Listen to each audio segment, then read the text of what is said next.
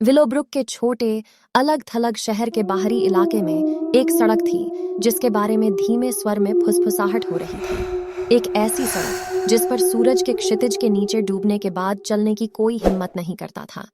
इसे केवल शैडोलैंड के नाम से जाना जाता था। भयानक घटनाओं और अजीब दृश्यों की कहानियां शहर के इतिहास के ताने बाने में बुनी गईं, जिससे प्रेतबाधित सड़क के चारों ओर भय का माहौल पैदा हो गया।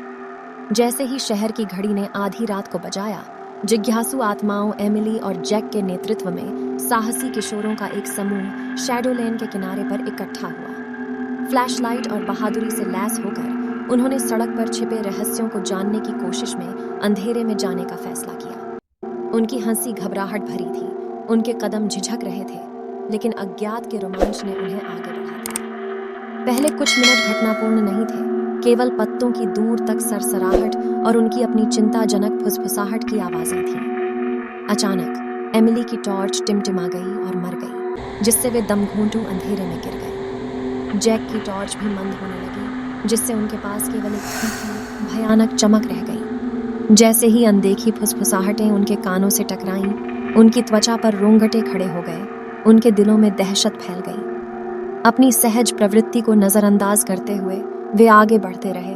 उनके कदमों की आवाज भयानक रूप से गूंज रही थी। अजीब छायाएं उनकी दृष्टि के कोनों पर नाच रही थीं, क्षणभंगुर और मायावी। एक अलौकिक धुंध सड़क पर फैल गई, जिससे उनका रास्ता अस्पष्ट हो गया और उनकी रीढ़ में सिहरन दौड़ गई। जैसे जैसे धुंध घनी होती गई, आकृतियां साकार होती गईं, वर्णक्रमीय आकृतियां जो देखती हुई प्रतीक्षा करती हुई प्रतीत होती थीं। पेड़ों के बीच से हाड़ कंपा देने वाली हवा चल रही थी और वे अंधेरे में दिख रहे एक पुराने जीर्ण शीर्ण घर पर जा गिरे। इसकी खिड़कियां खोखली आंखों की तरह थीं, जो चांद की रोशनी को एक भयानक चमक के साथ प्रतिबिंबित कर रही थीं। जैसे जैसे वे करीब आए, हवा ने दूर तक शोकपूर्ण चीखों की गूंज सुनाई दी, जिससे उनकी आत्माओं में भय की लहर दौड़ गई। जैसे ही एमिली दरवाजे के हैंडल तक पहुंची, एमिली का हाथ कांपने लगा और एक चरमराहट के साथ दरवाजा धीरे से खुल गया। अंदर हवा उदासी की भावना से घनी थी।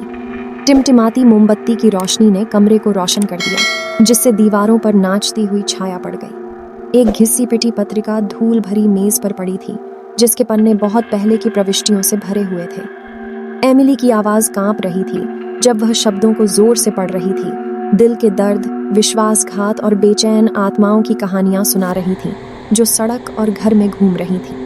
उनकी खोज उन्हें घर के अंदर तक ले गई, जहां माहौल और अधिक दमघोंटू हो गया। दीवारों से अजीब सी फुसफुसाहटें गूंजती प्रतीत हुईं, और जैसे ही वे चरमराती सीढ़ियां चढ़े, उन्हें भूले हुए अतीत के अवशेषों से भरे कमरे मिले।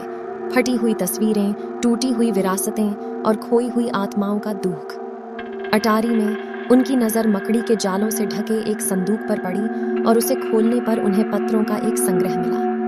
इन पत्रों से एक दुखद प्रेम कहानी का पता चला, जो कई पीढ़ियों पहले ईर्ष्या और विश्वासघात से टूटी हुई थी। अतीत की पीड़ा वर्तमान में व्याप्त होती दिख रही थी, क्योंकि उनके चारों ओर की दीवारें दबी हुई भावनाओं से कांप रही थीं। जैसे ही वे अटारी से बाहर निकलने वाले थे, उन्हें घर से ठंडी चीखें गूंजती सुनाई दी। आतंक में जमे हुए उन्होंने देखा कि एक आकृति उनके सामने साकार हो रही है। एक फटे गाउन में एक आकर्षक महिला, उसकी आंखें दुख से भरी हुई थीं। वह उनके पास पहुंची, उसकी आवाज में एक शोकपूर्ण विनती थी, खोए हुए प्यार और शाश्वत पीड़ा की अपनी दुखद कहानी सुनाते हुए। सच्चाई का एहसास होते ही एमिली और जैक के दिल तेजी से धड़कने लगे। सड़क, घर और पीड़ित आत्मा सभी जुड़े हुए थे। उनके कदमों की आहट ने अतीत को जगा दिया था, और अब वे तामसिक आत्मा की कहानी के भयावह चक्र में फंस गए थे।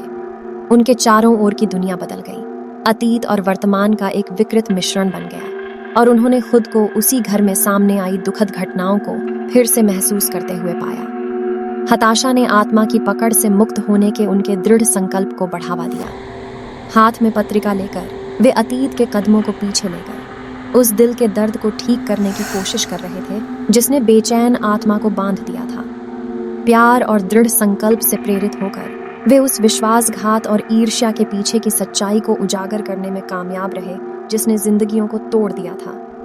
जैसे ही भोर की रोशनी ने अंधेरे को चीरना शुरू किया, वर्णक्रमीय महिला का विलाप एक उदास आह में बदल गया। दमनकारी माहौल शांत हो गया और घर राहत की सांस लेने लगा। एमिली और जैक ने खुद को वापस सड़क पर पाया, लेकिन इस बार हवा अब दुख और भय से भारी नहीं थी। शैडो लेन की प्रेत बाधित सड़क ने अपनी पकड़ ढीली कर दी थी और विलोब्रुक शहर हल्का महसूस कर रहा था, जैसे कि अंततः एक अभिशाप हटा लिया गया हो। किशोर नायक बनकर लौटे। उनका साहसिक कार्य अपने पीछे साहस और करुणा की विरासत छोड़कर गया, और जबकि प्रेत बाधित सड़क की कहानियां बताई जाती रहीं, उनमें अब मुक्ति का संकेत था, जो उन्हें सुनने वाले सभी को याद दिलाता था कि सबसे अंधेरी जगहों में भी प्रेम और सहानुभूति कायम रह सकती है। आज के लिए बस इतना ही। अगर आपको कहानी पसंद आए तो कृपया लाइक और सब्सक्राइब करें। मैं जल्द ही और नई भूतिया कहानियों के साथ वापस आऊंगा।